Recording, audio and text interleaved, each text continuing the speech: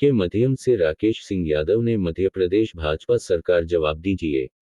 मुख्यमंत्री जी लाडली बहना और पीड़ितों का सवाल है। कांग्रेस का अंत और गाड़ने की गोडसेवादी शिक्षा से प्रेरित होकर इंदौर भाजपा विधानसभा क्रमांक 4 में हेमू कालानी मंडल अध्यक्ष से लाडली बहना और लाडली लक्ष्मी बेटी को बचाइए और इंसाफ दिलाइए। नकली घी का कारोबार, गरीबों का अनाज हड़पने का व्यापार एवं अवैध ब्याज वसूलने का धंधा करने वाला भाजपा का मंडल अध्यक्ष हैं। ये संस्कृति और संस्कार का अनोखा संगम है, जहां भाजपा की कथित अयोध्या में भाजपा के रावण लक्ष्मण के परिवार का राजनैतिक अंत करने और गाड़ने की तैयारी कर रहे हैं। शायद मुख्यमंत्री का छिंदवाड़ा में बोली शब्दावली अब भाजपा अध्यक्ष डी शर्मा के नेतृत्व में भाजपा के पदाधिकारियों द्वारा फलीभूत की जा रही है। कांग्रेस को चुनौती देने वाले मुख्यमंत्री की अब लाडली बहना और पीड़ितों को न्याय दिलाएंगे या सिर्फ 1000 रुपए लाडली बहना को देकर हाथ जोड़ लेगी। उक्त मामले में कांग्रेस के राकेश सिंह यादव ने मांगा है जवाब। जवाब दीजिए मुख्यमंत्री जी, लाडली बहना और पीड़ितों का सवाल है।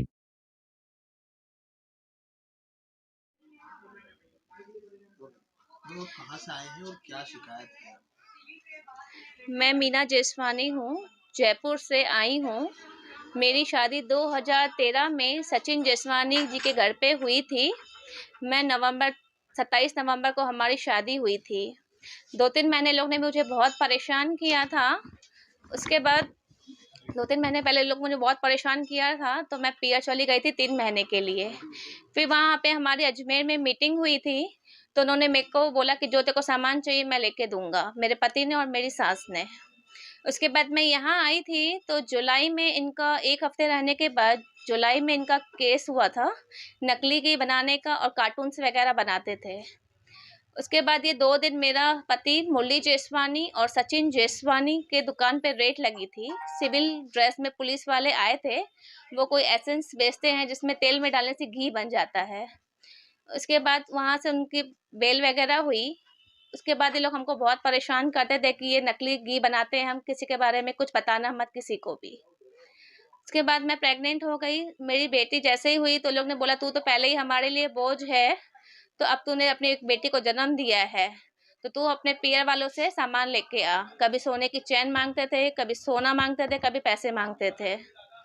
उसके बाद जैसे ही मेरी बेटी हुई थी तो मैंने एक एफडी बनवाई थी, मेरे मम्मी पापा ने दी थी। आज वही एफडी मैं क्लियर करवाने आई हूँ जयपुर से यहाँ। उसके बाद मैं 2017 के बाद बता रही हूँ आपकी, मेरी देवरानी है बीच वाली, भाविका जेसवानी। उसका केस उसने किया था, मैं पीयर में थी उस समय। उसके बाद सचिन ने मुझे अजमेर जयपुर से फ़ोन करके बुलाया यहाँ पे और हमको बोला कि पुलिस वालों को हाथ पांव जोड़ो और बोलो कि हम निर्दोष हैं। हम गए थे, उसके दबाव से डालने से हमने ये बोला था। उसकी रिपोर्ट कोई लिख नहीं रहा था, तो उसने एक मीडिया वगैरह में भी सब दिया था, उसका प्रूफ है मेरे पास। और सचिन ने उसको भी एसिड छिड़कने की धमकी दी थी। उसके बाद ऐसे चलता रहा। उसके बाद वो अपनी बीवी को भी व्यापार कराता है, देह व्यापार कराता है। और जो सुनील चावला है वो सचिन का दोस्त है, उसी से उसने उसका देह व्यापार कराया है और 25 लाख रुपए की प्रॉपर्टी हड़पी है और 15 लाख कैश लिए हैं। 25 लाख की जो प्रॉपर्टी है वो कीर्ति जेसवानी बन के वो चैटिंग करता था और बोलता था कि ये प्रॉपर्टी मेरे नाम कर दे, मैं तेरे को दुगुना पैसा दिलवाऊंगा। और 15 लाख रुपए कैश लिया था ब्याज के थ्रू पे, 2-3 महीना ब्याज भरे थे।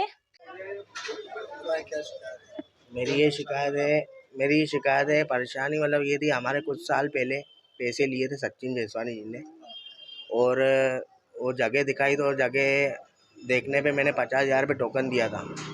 तो वो जगह मेरे को बाद में पता पड़ा कि ये जगह अवैध है। तो मैंने उनको फ़ोन करके बोला कि मेरे को मेरे पैसे वापस दे दो, तो उन्होंने मना कर दिया कि बोला सौदा चिट्ठी ले आओ। तो मैंने सौदा चिट्ठी दी तो उन्होंने फाड़ के फेंक दी, और अब बोल रहे हैं कौन से पैसे दें आपको। तो अब मैं उनको फ़ोन लगा रहा हूँ तो उन्होंने मेरा नंबर ब्लॉक में डाल के रख दिया।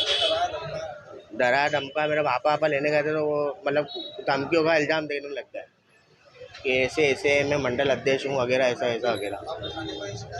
थाने वाने में शिकायत नहीं करी। हाँ, मेरे को तो कुछ नहीं बोला, मेरा फ़ोन ही नहीं उठा रहे, ब्लॉक में डाल दिया। बोला कि नहीं देंगे, जो करना कर लो। हाँ, 50,000 ज़मीन पे देंगे। हाँ, क्या बताया था? उन्होंने बोला कि ज़मीन है ऐसे ऐसी फ़ायदे में मिलेगी, 2-3 लाख रुपए ऊपर मिल जाएंगे, भेज देना। और हमने 50,000 रुपये दिए तो उन्होंने पलट गए उस बात पे। मेरा दिनेश गाजरानी 8453 पेंटा 8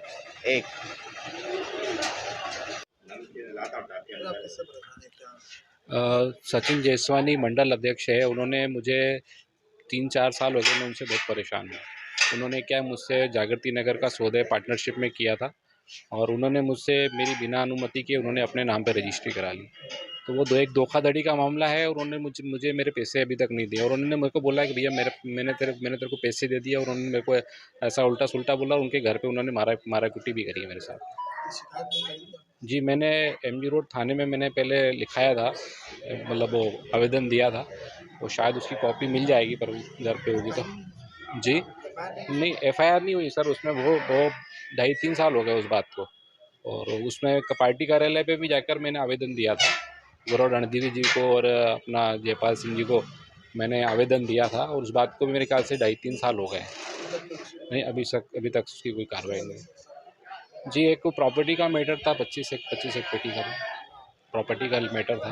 अभी उसमें मैंने क्या है कि कुछ चेक भी दे रखे हैं जो जिस के नाम से उन्होंने ख़रीदा है, जिससे उन्होंने संपत्ति खरीदी, उनका एक चेक भी मैंने उनको दे रखा है।